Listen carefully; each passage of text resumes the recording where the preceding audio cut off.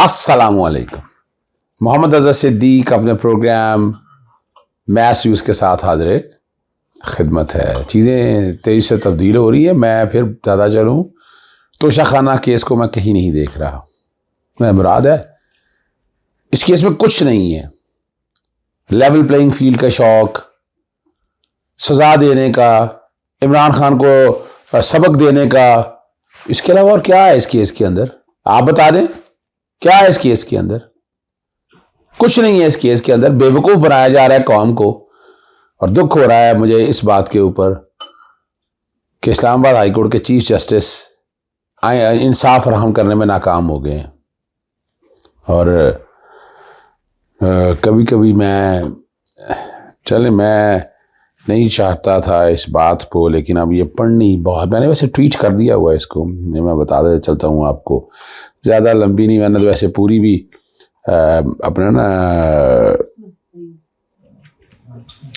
पूरी भी मैंने लिखी है, लेकिन इतना ही है। मिट जाएगी मखलूक तो इंसाफ करोगे, मुनसिफ हो तो अब हशर उठा क्यों नहीं देते। पहले ज़रा नीचे की बात कर लें, फिर सुप्रीम कोर्ट आ जाते हैं। जो जमायत दिलावर, फेसबुक तो अब डाउट नहीं रह गया कोई भी। और बड़ा ज़बरदस्त साकिब बशीर ने जवाब दिया वजी सानी को।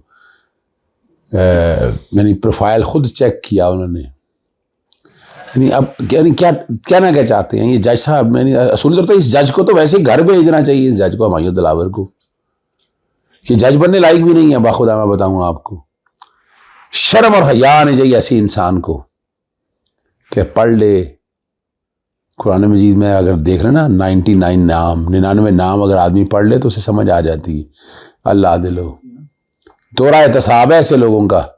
सब जजिस का एहतसाब की बात कर रहा हूँ मैं। पर चलें, मुकद्दरों की बात है, तौफीक की बात है। मेरा रब जिसको तौफीक दे दे, और गवाह से पेश करने का हक है, मेरे पास मौजूद है। यानी इसको चैलेंज किया जाएगा। सुबह चैलेंज होगी इस्लामाबाद हाई कोर्ट में। इस्लामाबाद हाई कोर्ट में इसने भी बहस के लिए रखा हुआ है। कल केस की समाअत भी है। और वहाँ उसके कंडक्ट, अब डाउट क्या रह गया कंडक्ट का? यानी तकरीबन हेयरिंग तो कंक्लूड कर ली और इस्लामाबाद हाई कोर्ट ने फैसिलिटेट किया, अगर देखा जाए एक तरह से, कि तुम अपना काम जारी रखो। ये इंसाफ के तकाजे हैं, ये इंसाफ के लिए इसको लेवल प्लेइंग फील्ड कहा जाता है। इमरान खान के बारे में कहा गया ना, उसके बारे में, भाई वो तो अगर लाने वाले लाए थे अगस्त में, तो अप्रैल में ही नाराजगियां होगी शुरू। ये समझ की बात है।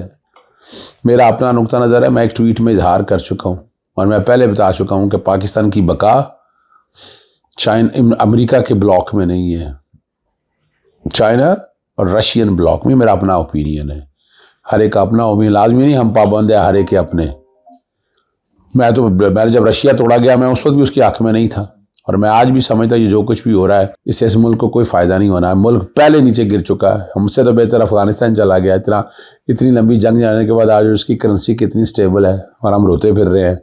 हमें वो मुसद्दक मलिक जैसे लोगों ने बेवकूफ़ बनाया हुआ है जनाब। मट्टी जो अपना $10 ट्रिलियन की बट्टी यार, खुदा रहा यार, इतना सब चने बेचते हो। यानी तकरीबन 1985 के बाद इक़्तिदार में रहे हो ना, ये कुछ 40 साल 30 साल से ज़्यादा अरसा हो गया है। 30 साल से ज़्यादा अरसा हो गया भाई। क्या दिया इस मुल्क को तुम लोगों ने जो बैठकर ये कर रहे हैं? चलें, 12 दरखास्तें जो हैं गवाह लेने की मुस्तरद कर दी, माइंड क्लियर हो गया। जज ने फैसला लिखा हुआ है और उनका इरादा है, ऐसा दलाइल ला भी दे, कहते मैं फैसला कर दूंगा कल। भाई कमाल है, तैयारी करनी है, इतना बड़ा ट्रायल है, इतनी बड़ी चीजें हैं, एक एक चीज देखनी है। अब तो इस्लामाबाद हाईकोर्ट तो कल सस्पेंड करना चाहिए सारे मामले को और आइन जुरिस्डिक्शन को बैठकर तय करना चाहिए। लेकिन कुरान पढ़ना चाहिए ऐसे जजों को। नहीं, हम आपको ले चलते हैं अब सुप्रीम कोर्ट में। तोशाखाना फौरी रिलीफ तो ना मिल सका, लेकिन चीज़ें बड़ी क्लियर कर दी हैं। और इलेक्शन कमीशन और हुकाम को 4 अगस्त को तलब कर ली है। 27 जुलाई के फैसले के खिलाफ दायर अपील पर समाअत जस्टिस शाहिद अफरीदी की सरबराही में हुई। चेयरमैन PTI के जो इमरान खान के वकील ख्वाजा हारिस से मुकालमा करते हुए जो रिलीफ आपने मांगा था वो हमने दे दिया। हैरत है आपने फिर भी सुप्रीम कोर्ट से रजू किया। हाई कोर्ट में समाअत के लिए केस अब कब मुकर्रर है? जो कि केस कल हाई कोर्ट में समाअत के लिए मुकर्रर है। असल सवाल दायरा इख्तियार का है। जस्टिस यहया अफरीदी ने कहा कि आपकी दरख्वास्त खैर मुअस्सर, जो कि फिर भी हमने सुना और आर्डर दिया। हम सूरत हाल को समझ रहे हैं, हमने समझा था आपको बेहतर आर्डर देगी सुप्रीम इस्लामाबाद हाई कोर्ट। हमने हमको लिखा था कि हाई कोर्ट दरख्वास्तों को इकट्ठा सुने। हो सकता है जो रिलीफ आप मांग रहे हैं वो हाई कोर्ट फैसला कर दे, पहले हाई कोर्ट को फैसला करने दें। कहा कि हाई कोर्ट ने हुक्म इम्तरा नहीं दिया, इसे सुप्रीम कोर्ट आए। क्या मुमकिन है कल हाई कोर्ट ट्रायल ही रोकने का हुक्म दे दे? ट्रायल कोर्ट्स पर सुपरवाइज दायरा इख्तियार हाई कोर्ट का है। हमने इस वक्त ट्रायल कोर्ट की कार्रवाई में मुदाखलत नहीं कर सकते हैं।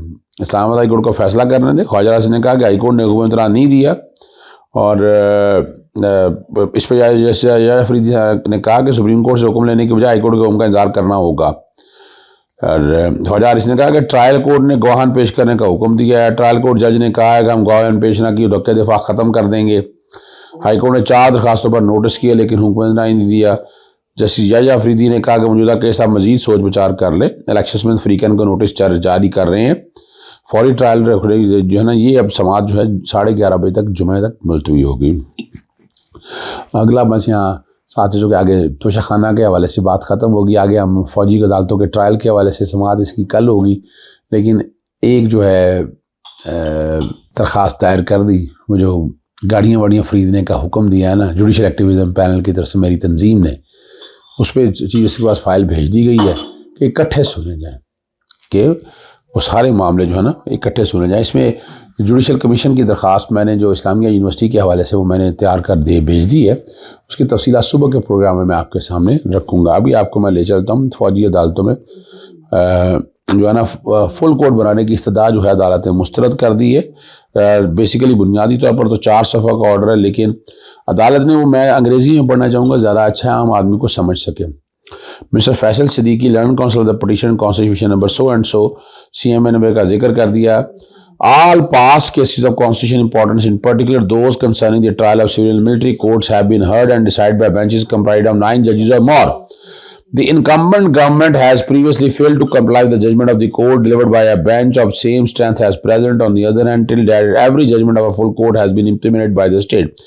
Therefore, only a full court can counteract the likely disregard by the federal government of the judgment and will be given in the present cases. The honorable judges of the court, including a present member of the bench, have gone through separate notes in these matters requested the Honorable Chief Justice to constitute a full court.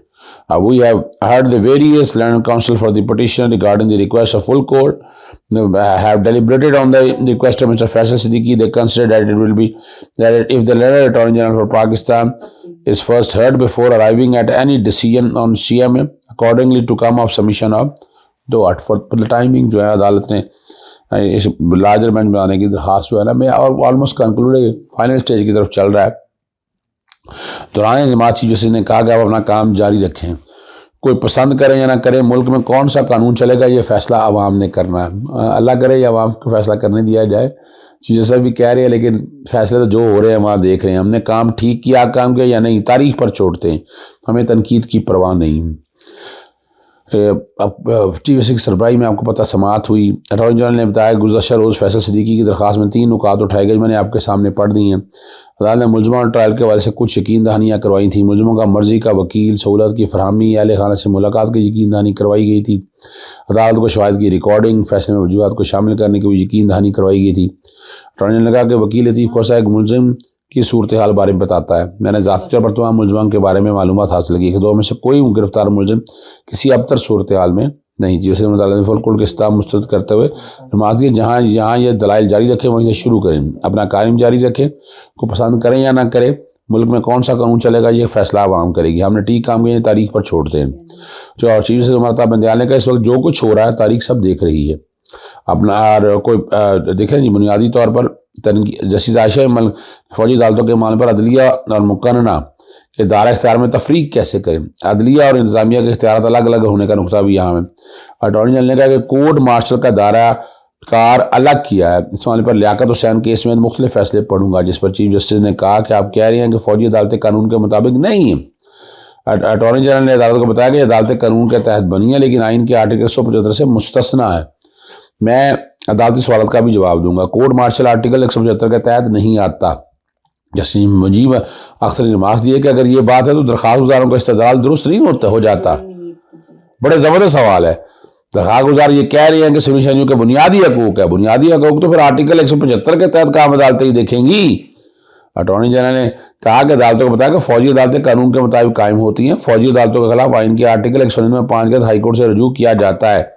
महकमा माल और FPR समेत कई इदारों में इंतजामी अफसरान फैसले करते हैं। इंतजामी अफसरान के फैसलों के खिलाफ अपीलें भी आला अफसरान सुनते हैं। इंतजामी अफसरान हाईकोर्ट के लेवल में मामला हाईकोर्ट में। जस्टिस मुनीर अख्तर ने मार्क्स देते हुए कहा कि इंतजामी ट्राइब्यूनल में किसको सजाए मौत या कैद नहीं होती है। किसी भी शहरी को बुनियादी हक से कैसे महरूम किया जा सकता है। आर्मी डिसिप्लिन की हद तक तो बात अलग है, और मैं भी पहले दिन से यही बात कर रहा हूँ। फौजी अफसरान को सजाए मौत भी शफाफ ट्रायल के बगैर कैसे हो सकती है। फौज के एहलकार अफसरान भी मुल्क के शहरी हैं। केस की समाअत कल तक मुलतवी होगी। अब यहाँ बैठ कर एस्टैब्लिश करना है। अब ये जाती हुई हुकूमत जो है ना, मुल्क का सोचे। मुल्क तबाही के दहाने पे खड़ा है। फैसला साजों को सोचना है ये मुल्क कैसे चलना है। मैं इजाज़त चाहता हूँ। अस्सलाम वालेकुम, अल्लाह हाफ़िज़। पाकिस्तान जिंदाबाद।